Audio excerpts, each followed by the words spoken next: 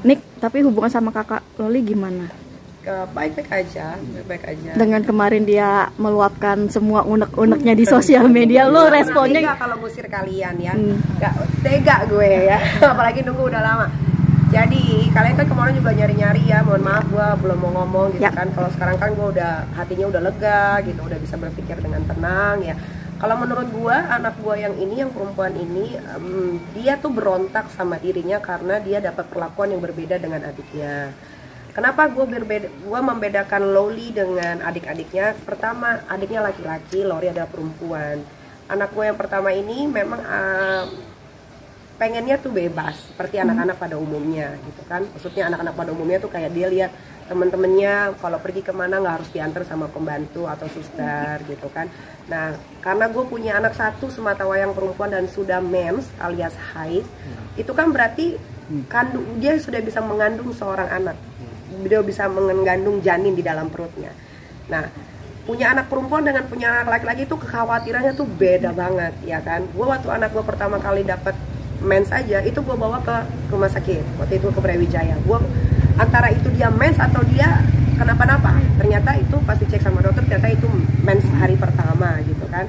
Oke, lega gitu. Nah, dari situ karena gue tahu pergaulan di Jakarta ini seheboh apa, seburuk apa, sebobrok apa gitu kan. Jadi anak itu memang buat treat itu ketat sekali gitu. Kayak dia mau pacaran sama anaknya Mami Ola ya. Kalau Mami Ola nonton juga mungkin boleh tanya ke Mami Ola. Itu pasti ada suster yang ikut satu gitu. Nah, dia itu tidak mau gitu. Jadi ya gue tuh selalu bilang sama anak gue, kalau kamu mau bebas, kamu mau begini, kamu mau begitu gitu ya, tunggu kamu cukup umurnya. Kalau kamu udah cukup umurnya, let's say 20 tahun, kamu sudah bisa mencari uang sendiri, kamu punya kehidupan sendiri, ya terserah kamu mau ngapain aja. Sebagai orang tua, Mimi cuma bisa mensupport aja. Kalau memang Mimi bisa bantu, ya Mimi akan bantu. Tapi kalau tidak, ya Mimi akan bilang tidak.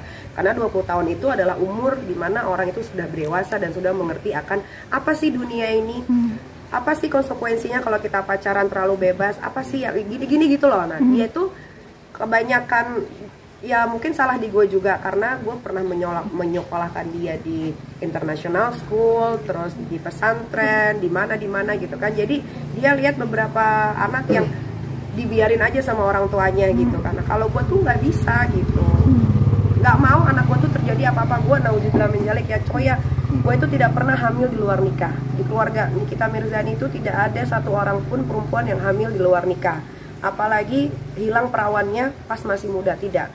Gue aja yang kata netizen gue orangnya nakal lah, berarukan lah, bebas. Tapi saat gue kehilangan perawan gue itu adalah ketika gue menikah dengan mantan suami yang pertama gitu. Jadi itu gue menjunjung tinggi banget karena mungkin gue Padang plus Betawi kali ya. Jadi emang buat keluarga kita kehormatan perempuan itu adalah nomor satu. Ketika lu sudah menikah, nanti lu bercerai, lu mau berarukan, itu udah terserah lu, kan dosa udah lu yang nanggung nih, ya kan? Gitu. Tapi ketika tahu akhirnya kakak meluapkan semua unek-uneknya di sosmed, apa yang lu lakukan? Enggak semua, maksudnya gini ya, ada yang benar dan ada yang terserah dia ngomong apa. Gitu. Nggak tahu, mungkin dia mungkin gini. Di rumah ini banyak sekali peraturan yang harus dijalani. Salah satunya apa ya? Contohnya tidur jam 9, nonton TV tidak boleh setiap hari, gitu kan? Belajar, hanya belajar karena memang dia kan masih di bawah umur. Loli kan 15 tahun, dia masih sekolah ya. Anak sekolah tuh kewajibannya apa? Ya belajar gitu kan. Nah, jadi mungkin dengan peraturan yang di rumah ini dia tidak bisa ikutin gitu kan. Pas dia beranjak umur 13 tahun gitu kan. Jadi ya dia punya dunianya sendiri gitu. Tapi kan balik lagi as a parent ngasih tahu yang benar. Mungkin gue tidak menjadi ibu single mother yang sempurna gitu, tapi gue selalu pengen anak-anak gue itu ya gue didik dengan sebaik mungkin gitu. Karena kan kalau lihat berita ya, anak umur 13 tahun hamil gitu kan, anak umur 13 tahun diperkosa gitu kan. Gue tuh teriang-iang gitu di otak gue, jangan sampai pergaulan bebas ini terjadi sama anak gue yang perempuan gitu. Kalau anak laki-laki gue mah umur 17 juga mungkin udah gue lepas gitu, karena dia tidak akan hamil. Mungkin dia hamilin anak orang iya, tapi kan maksudnya rasanya beda gitu kan. Kalau anak perempuan hamil terus tiba-tiba terjadi sama seperti yang gue alami gitu kan, apa nggak mau gorok leher gue gitu. Nah, makanya kenapa gue seketat itu sama Loli, tapi kan Loli juga mengakui di video itu bahwa dia dipukul pun karena dia bersalah. Ya kan, kalau kalian cek lagi dia kan ngomong, iya aku pernah dipukul tapi karena aku salah. Nah itu kan dia udah mengakui. Tapi sempat kakak kan cerita perihal juga pendidikan pun mami juga ikut. Iya kan, dia kan atur. pendidikan pun dia ngaku bahwa dia berangkat ke sana pun itu biaya dari miminya. Nah berarti kan tanggung jawabnya gue sebagai seorang ibu sudah terpenuhi gitu. Apalagi yang mau dibicarakan, apalagi yang mau, kan netizen pada ngebully, wah ibu-ibu mukul anak. Tidak ada di dunia ini anak yang belum pernah dipukul. Siapa? Gue aja pernah kok digebok sama bokap gue, ya kan? Gue pernah digebok sama bokap gue pernah ditendang, gue pernah dipukul pakai gesper gitu. Tapi kalau gue bukan karena nakal, karena kalau di keluarga gue tuh yang paling bolot tuh gue doang, yang lain tuh semuanya pinter-pinter. Jadi kalau kita nggak dapet ranking, bokap tuh marah gitu. Jadi makanya didikan gue dulu bokap gue mendidik gue itu gue terapkan ke anak-anak, tapi tidak dipukul. Cuman kewajiban lo sebagai anak sekolah adalah belajar, that's it gitu. Lo mau keluar boleh, tapi ada satu orang yang ikut gitu, nggak boleh kata enggak gitu, nggak boleh ada penolakan sama sekali. Ini perdebatan besar kayak gini baru kali ini aja. Kali ini atau sudah sering sih sama kakak? Ya. Loli seringnya berdebatnya sama pembantu di rumah. Ya karena kan gue ini kan sebetulnya jarang di rumah. Ya kalau pulang pun kadang-kadang anak-anak sudah tidur, pergi pun kadang-kadang anak masih tidur, gue udah harus kerja. Jadi Loli tuh seringnya ribut sama pembantu di rumah. Gitu, pembantu yang sudah lama di sini, ada namanya Teh Ati. Nah, itu sering cekcok mulut. Itu kelihatan di CCTV gitu kan. Nanti pulang baru saya panggil kenapa gitu. Ya madam, tadi Loli gini. Oke, ya udah, sabar ya Teh, sabar ya. Nah, Teh jangan pergi. Jadi di rumah ini aja gue tidak pernah mencat pembantu ya, tapi pembantu itu selalu ingin memundurkan diri. Itu bukan karena gue. Kalau guanya memang baik-baik aja ya, tapi karena ya itu yang terjadi cekcok itu. Berarti untuk kali ini ribut gedenya baru kali ini? Baru kali ini. Gimana sebagai orang tua lo menghadapi anak seusia Loli yang notabene lagi gua sempet ke psikolog psikiater, nggak tahu namanya apa. Gua mencoba untuk curhat sama dia supaya gue bisa dapat masukan yang lebih netral gitu ya.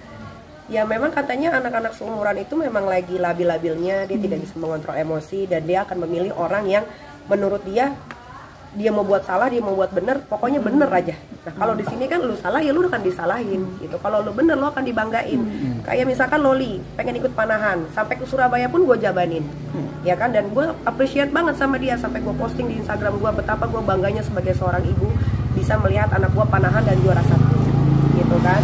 Nah tapi kalau ketika dia salah, ya dia harus disalahin gitu. Jadi buat gue itu adalah hal yang wajar untuk anak teenager yang, apalagi kan sekarang Laura ini kan sekolahnya jauh banget ya, nggak bisa gue kontrol, itu udah bukan wewenang gue, karena gue sudah memilih sekolah yang terbaik di UK.